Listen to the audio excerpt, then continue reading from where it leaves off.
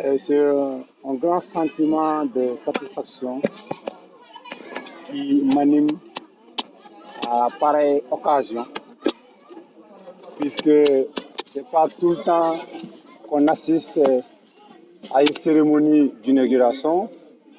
Partout où on parle d'inauguration, ça veut dire qu'il y a un travail qui est fait, un travail bien fait.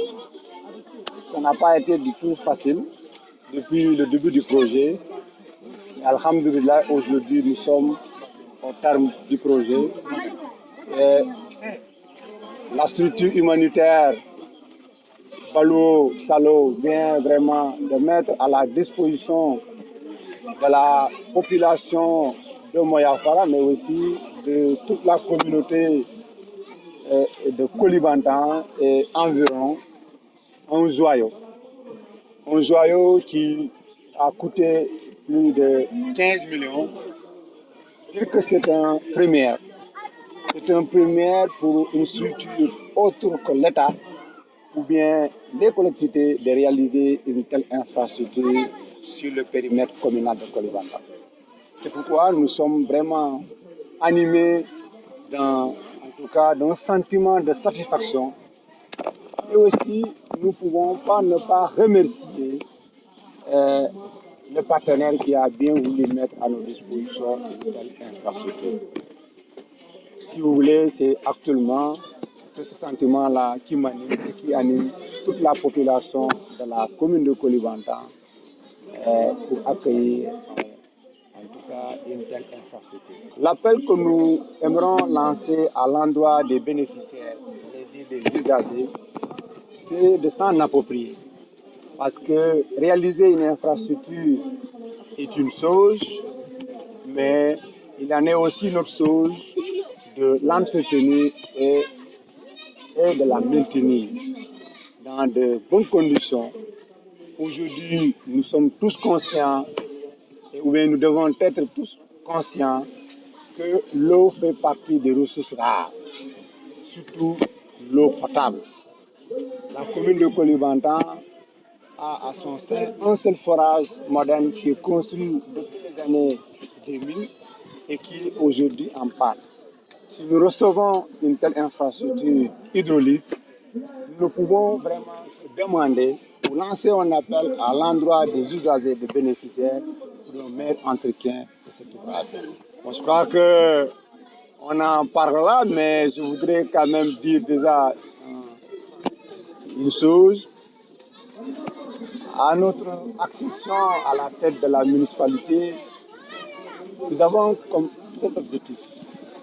Pour nous, c'est le sourire de la population de la commune de Kolibanda qui est notre sacerdoce et qui est notre engagement.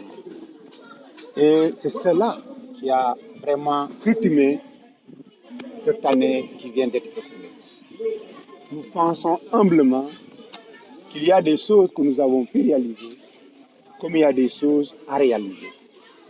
Et nous prenons acte de ce qui est fait comme bien, mais aussi de ce qui est fait comme plus ou moins bien. Et nous engageons. Et en tout cas, j'engage aussi toute l'équipe qui m'accompagne à être à l'écoute de la population, puisque c'est notre raison d'être. C'est elle qui nous a mis là où nous sommes. Nous devons donc être à son écoute. Nous devons être à sa disposition. Nous devons être disponibles quand elle a besoin de nous. Je crois que l'équipe qui m'accompagne et moi-même, nous sommes conscients de cela. Et nous allons nous déployer dans la continuité de ce que nous avons fait. Et nos principales préoccupations tournent autour des questions hydrauliques, des questions d'enclavement, des questions éducatives et aussi des questions sanitaires. Sans oublier la culture qui est aussi un volet extrêmement important. C'est pourquoi l'appel que nous lançons à l'endroit de toute la communauté de Kolibanda, d'ici d'ailleurs, c'est de venir accompagner l'équipe municipale. Cette équipe municipale est disposée à travers tout le monde. Le seul objectif que nous avons, c'est ensemble faire de Kolibanda une commune compétitive et porteuse de développement durable. Et cela est notre credo. Et nous pensons que tout le monde, d'ici d'ailleurs, comme ceux qui vivent actuellement dans la commune, comme ceux qui sont de la diaspora, sommes tous engagés dans ce sens.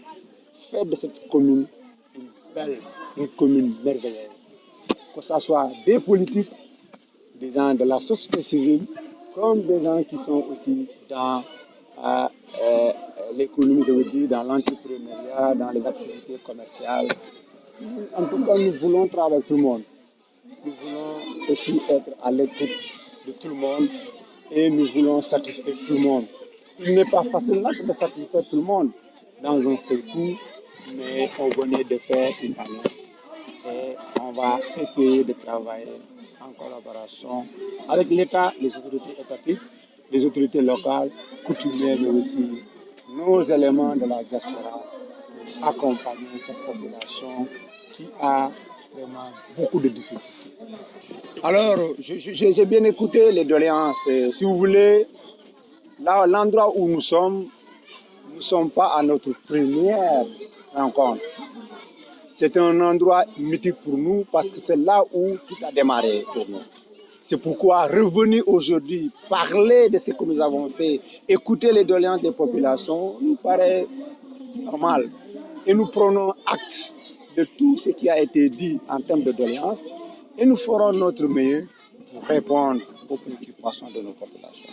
Ce que moi j'évite de faire, c'est de prendre un engagement à la hâte. Parce que, étant autorité, avant de se prononcer sur un certain nombre de questions, il faut vraiment soumettre à l'équipe qui est là. Nous avons l'habitude de travailler en équipe et nous avons une approche participative.